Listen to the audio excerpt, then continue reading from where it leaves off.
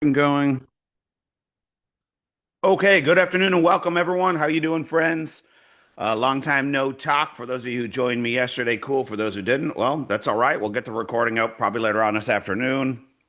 I'll get that out. So today, I just want to share some casual thoughts, some mental rummagings around in my head about how I think about compound interest, how I think about everything in my portfolio, how I kind of plan my future out. It's just the way that I like to think about things. That doesn't mean you have to think the same way and like all the same things that I do, but just want to give you some thoughts.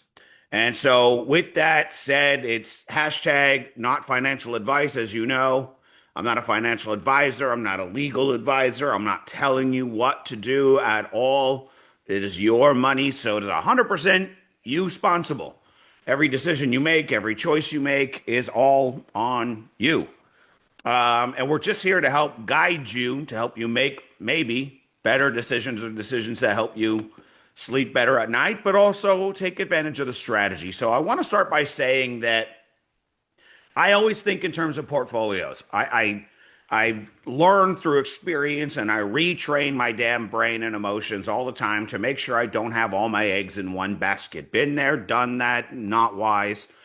Don't like doing that. And so we look for mega trends on the one hand, right? And some of those mega trends are small projects, right? It's the Netflix, not the blockbuster. Many of you have heard me use that metaphor before. I'm looking for those small projects. And I know that some of those are going to take years for them to mature. But hopefully someday they also make me very wealthy. And I believe that that's definitely possible. So we look for those.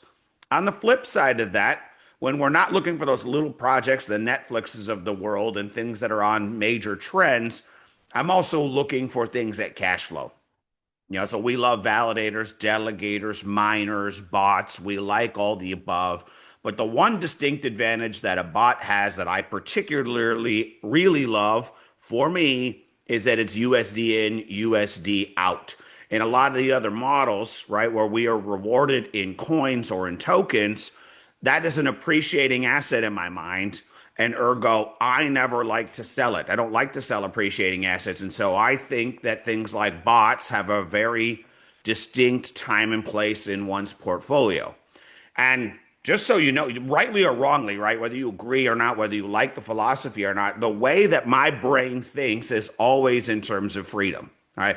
It's the only thing I've ever thought about or talked about pretty much my whole life is freedom. It matters to me. And I realize that I don't need billions in the bank to be free. All I need is a set amount of income that exceeds my expenses, and that sets me free.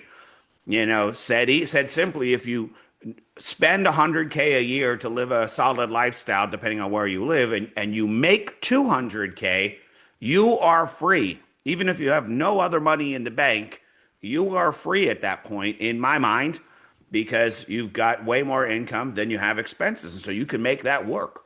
If that equation and that math works for you, that's excellent. And so that's just how I think about these things. And so the moment I look at things like bots, my brain automatically starts to say, okay, what are the returns? What's the basic math? And I'm going to use just round numbers for everything today, right? So sometimes it's 15, 16, 17, 18, 18.2%. We're just going to use 15% for easy math.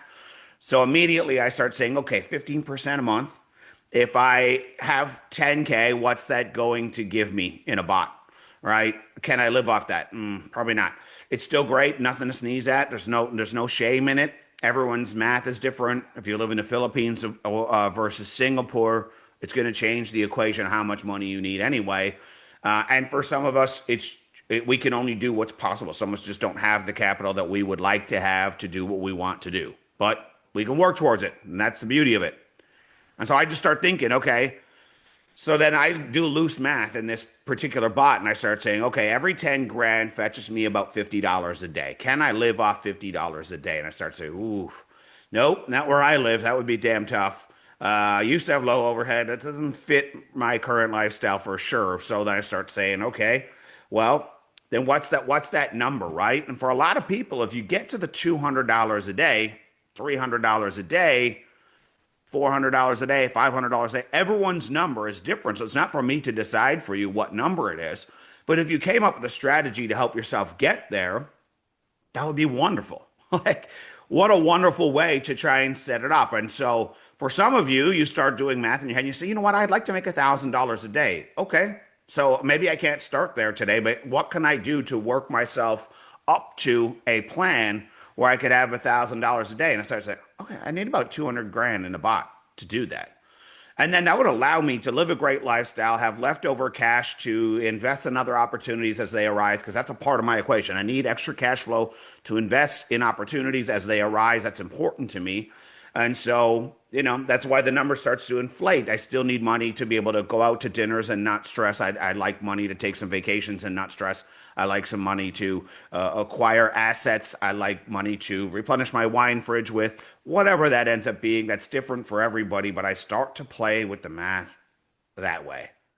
And so the question then becomes, okay, that's one way to think about it, and not everyone thinks about it. There's also the difference between playing to win and playing not to lose. There's a massive difference between those two things, by the way, playing to win and playing not to lose. The person who plays not to lose, their entire conversation is about, I need to get my seed money, I need to get my seed money, I need to get my seed money, I need to get seed money, right? They're in a mad sprint to get all the risk off the table. Now, if you're just really risk averse, that may be a good strategy for you.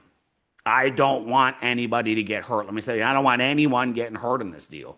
But for me, I play the game to win. So that changes my strategy. I have some appetite for risk, maybe more so than some other people. Another thing that I like to think about, because that's all I'm going to tell you about is guidance, right? Things that I'm thinking about. I'm thinking that they just did a grand launch, like their grand opening launch. And so for anyone who thinks that there is a lot of risk inherent in the platform, I don't feel that way, but I cannot guarantee that to you or even to myself. But if you believe there's a lot of inherent risk in the platform, then I would argue that the early days, just by their very nature, carry less risk than the later days.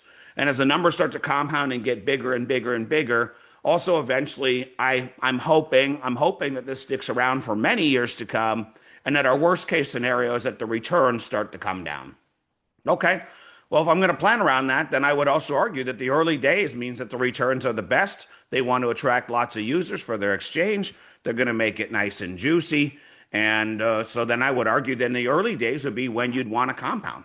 I mean, if we know that compound interest has been stated as one of the wonders of the world, that's not a light statement. Compound interest is just incredibly powerful. And in the beginning, on the front end, it doesn't even seem like much. It doesn't feel like much. It doesn't look like much. But over time, as that compounds, man, the numbers get crazy. And so if you look at a program like this, at these returns, loose math shows that you would basically double your account every 4 months. So one might decide to take the strategy that in the early days, they're going to fill up the bots in any way, in every way they can, as much as they can, and compound as much as they can, and compound like crazy for the first 4 months. Because then they would be taking advantage of compound interest, the power of it. If you just play not to lose and you just withdraw every single day, you're missing out on all the power of this whole thing. Because it's still going to be 12 months before you can take your principal out anyway. But hey, listen, you got to go with whatever your emotional risk tolerance can handle. It's not that there's only one right answer or one good one or one bad one. I can't give you that answer. But for me, it's all about the front end compounding. How can I take whatever number you start with? How can I grow that number as fast as possible for a defined period of time where I can get to, well, here's the thing, right?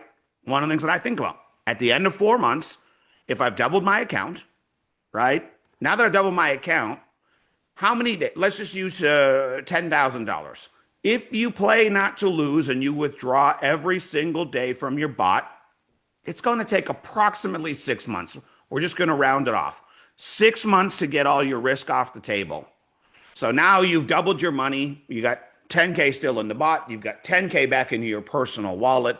And now you're playing on house money. You got all your seed money back. Because people who play not to lose always talk about the seed money. Okay? And that's okay if that's how you want to play the game. So now it took you 6 months to double your account versus 4. You still got 10 at risk in the house money and 10 back in your wallet. It is a strategy. However, if you took your starting amount, we'll just stick with that 10K example. If you took your starting amount at 10K, you double it in the first 4 months, you're at 20K, and now you start withdrawing. Now you start de-risking. Now, just with loose math, how long does it take for you to withdraw your original 10? Half the time. It's half the time. So if it took you 6 full months to get the money out, now it only takes about 90 days for you to get your seed money out. So now you're at month 7 and you've got 20,000 going to work for you, 10,000 back in the wallet. You now have 30,000 only 1 month later than the person who sprinted to get all their seed capital back at 6 months. At 6 months, they've got 20. At 7 months, one extra 30-day period, you now have 30,000 and they only have 20. It's not just you. Now your 20 is still quote unquote at risk because somebody else is in custody of it, but that 20 grand goes to work for you. So let's suppose you turned off the thing for 90 days. You now got all of your risk off the table, and now you turn the compounding bot back on. Well, another 4 months goes by. We're now at about the 11 months. We're still less than a year in, and now you've got 40,000 in the bots going to work for you. And you turn off compounding again, and it takes you about, just loose math, about 6 weeks to take another 10,000 off the table. So in that model, before the first year is up, you've now got 40,000 going to work for you, 20,000 already withdrawn to your personal wallet. So double what you put in already in your custody, and you got 4 times more than you put in going to work for you.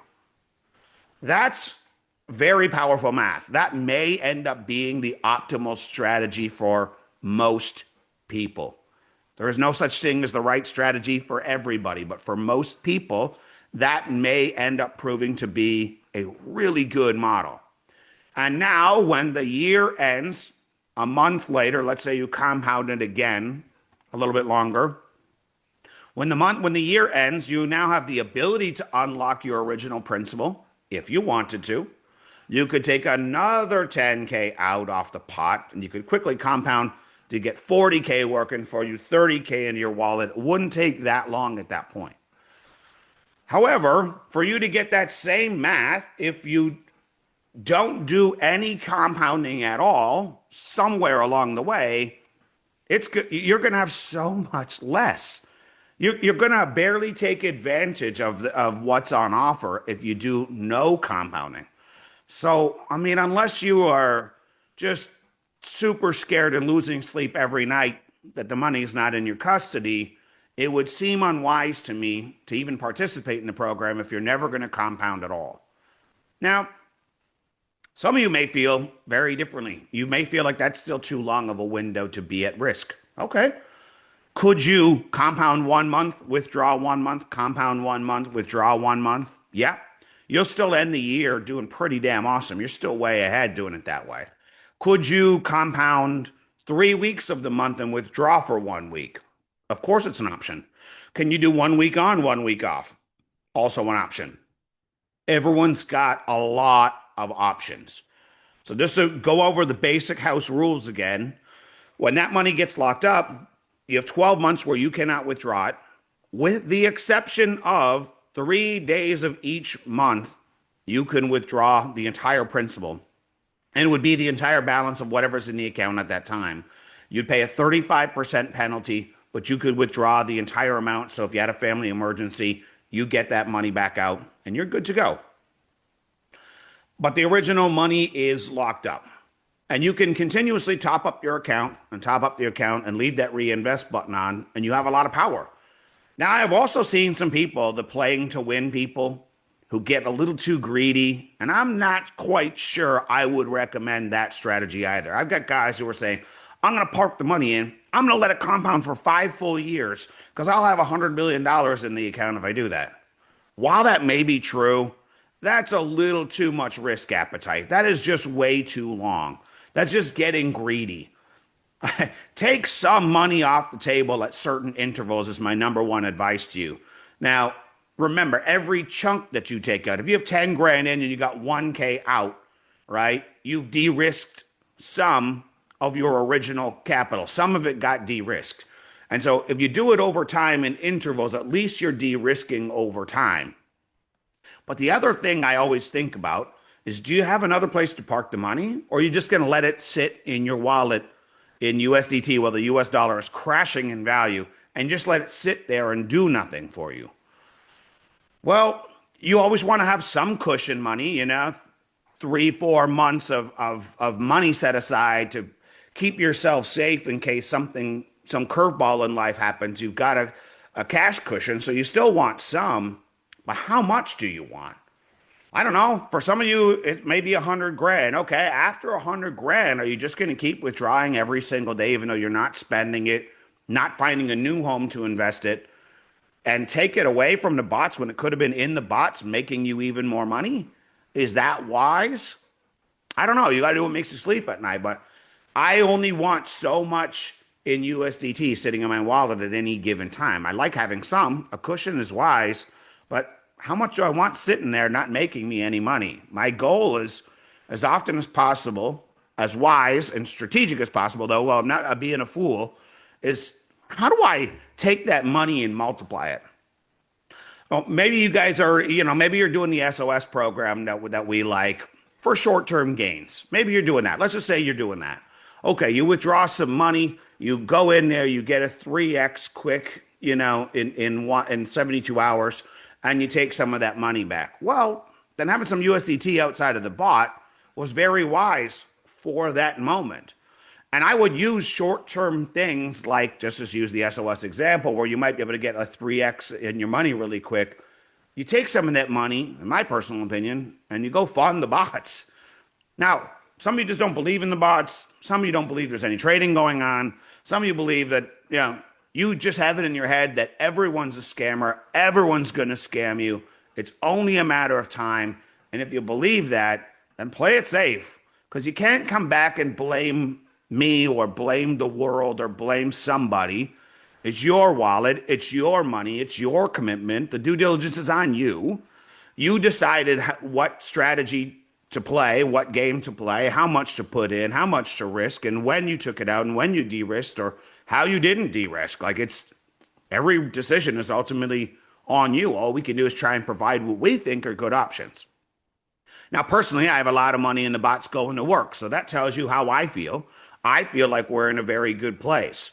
Do I think we will forever and ever, 8 years from now, still be making 18% a month? Well, I'd love to hope so, but I can't guarantee that. And that would just be bad strategy to plan around accepting that as a guarantee into the future. So in some intervals, one way or another, you've got to get some risk off the table and you got to bag some profits. But along the way, you got to think about how best that you do it. If you double the money, and I would argue that the earliest days are when the returns are the juiciest and likely to be the lowest risk. If you don't feel that way, plan accordingly. But I feel that way. So to me, front-ending how much I get into a bot. By the way, if I just waited for 6 months and de-risked and de-risked and de-risked and played not to lose and played not to lose and played not to lose, and I just did that every week, and then I started compounding in month 6 or in month 7, I wait till month 7 to start compounding. Do you know how much time window I missed out on where my money could have been multiplying like crazy? Oh my God. It would have been multiplying like an insane amount. If you wait till month 7 before you're going to start doing any compounding, which is what the people who play not to lose end up doing, but look at what they missed out on. Right, we got a lot of people who have 50K accounts, right? So if you're someone with a 50K account, let's just do that basic math. Every 5 or 6 weeks or so, they've added another 10 grand to their account, just for loose math, okay? So let's just call it 5 weeks. Every 5 weeks, they've added about 10 grand to their account. And now with that 10 grand in their account, it makes them an extra $50 per day. But it's not just $50 a day for the whole 6 months. It's $50 a day that would have been compounding for the entire 6 months. Ends up being a really big number. 5 weeks, 5 weeks, 5 weeks, 5. Count up to 5 weeks, right? Until all of a sudden that 50K turned into 100K. And now they're making an extra $250 per day because they took advantage of the power of compounding versus the person who played not to lose and took all of it out immediately at all times every single day. Some of you are in a tight position and you're trying to set yourself free. And there's many ways to do this, not just only one way. I'm not saying this is the let's not put the pressure on only one bot to do everything to set us free. But if you take all the money out and you leave none of it in the table to go to work for you, do you know how much you're missing out on long term? Sometimes even if things are tight for you, you'd be better off still just letting it sit a little bit longer and eking it out and keeping things a little bit tight for the ability to multiply the money enough times where it becomes to something substantial. And then when you turn on the payouts, you're whipping it, right? And for some of you, you're just going to go one whole week every month and you're going to turn off the compounding and pull out a nice chunk, right? If you're using the 50K example, you're making, let's just use loose math, $2,000 a week. Well, the first week of every month, you withdraw 2,000. That's your play account. You load up a credit card and you use it to go to dinners and do other things and have fun. And that's your play money for some of you. And then the other three, you're just leaving it compound so you can grow it. Because guess what? In 3, 4, 5, 6 months from now, you'll have the ability to withdraw 4 or 5K per week. Now, I would argue, even if you live in Singapore, 5K a week that you could withdraw would pretty much set anyone and everyone free. 20,000 a month, you can figure out how to make that work. Right? It may not furnish all the lifestyle you want. Maybe you've got a rich lifestyle, and I don't blame you. I want that for you. I want everyone to have that.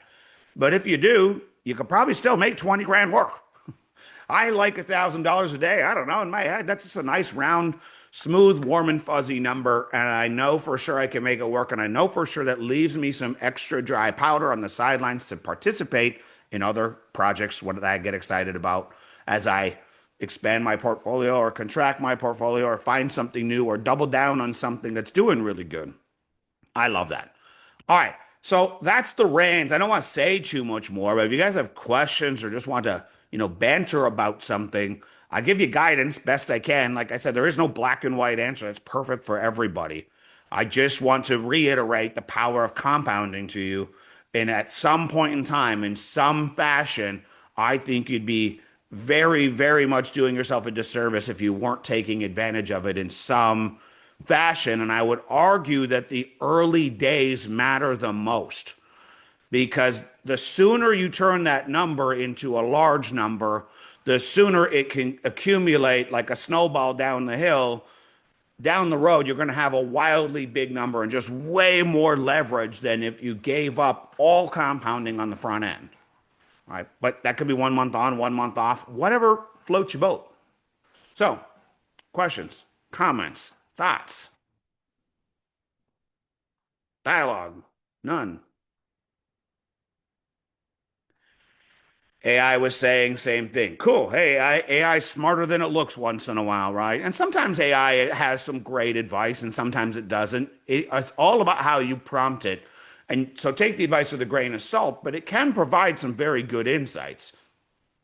Right. And for some of you, you might wait 4 or 5 months and then turn off the compounding and just withdraw nonstop forever and ever. That may just be the right strategy for you. But every time, even if you can get a week in here and there when you don't need the money of extra compounding, it's going to add up a lot over time. It's just really going to add up over a long period of time that you leave some on the table a little bit in some kind of systematic fashion that makes good sense to you. So I hope that helps.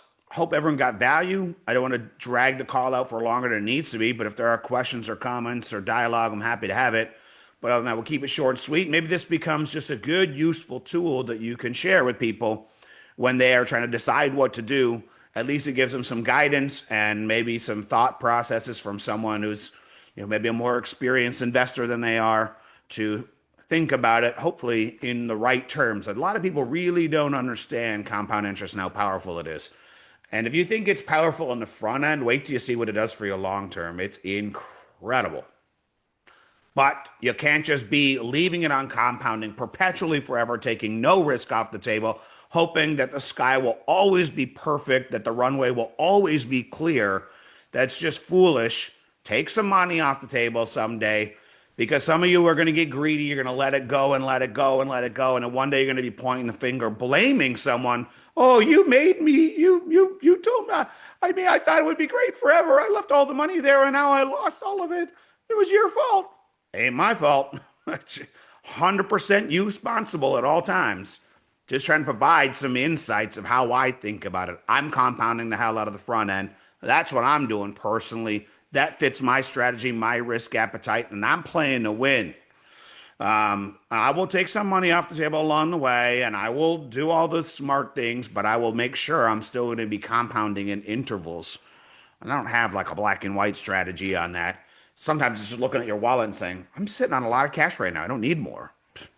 Compound. Hey, or it's, hey, next week I'm going to have this big opportunity come up, this new investment project that's launching. I'm going to need some extra dry powder. Turn off compounding for a moment, accumulate, swell up a little pile of cash, and turn it back on. So yes, this is recorded for those who do need to share it. So yeah, as you please. And so just want to give you some insights, things to think about. You want to be de-risked, and you also want to bag some profit somewhere along the way. It is part of the process and why we're doing it. But you don't want to give up the golden future, and you want to use the goose that lays golden eggs, and you don't want to live off the goose. You want to lay off the eggs. But if you're constantly pulling off the goose, constantly eating from the goose, there'll never be any eggs of real substance there for you to enjoy. Right? This is all about creating. I'm always trying to buy cash flow producing assets. This is just a cash flow producing asset in my mind. It's a vehicle. I've got a portfolio of them. I love them all. Maybe not equally, not always equally in the same time frame, especially. But that's what I'm looking for.